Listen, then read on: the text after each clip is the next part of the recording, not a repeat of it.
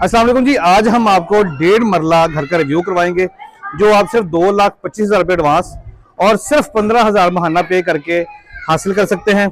घर आपको दिखाते हैं, सेमी फर्निश्ड ये घर है।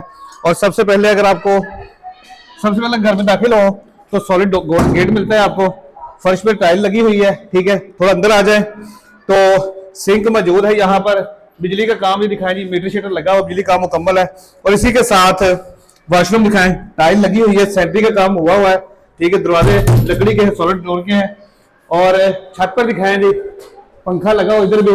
ठीक है, और किचन दिखाएं, किचन के अंदर मार्बल की सिंक लगी हुई है, वुडन भी बने हुए हैं। ठीक है, और यहाँ पर सिंक जमीन पर दिखाए तो यहाँ पर मोटर भी लगी हुई है। ठीक है, बोर करवाया गया है। और ये आपका पहला मास्टर बेडरूम आ जाता है।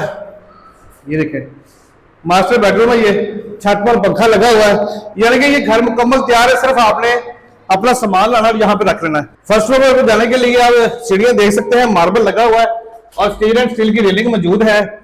और इसी के साथ सिक्योरिटी पर्पज के लिए जो है वो डोर भी दिया गया है मोटी चद्दर का।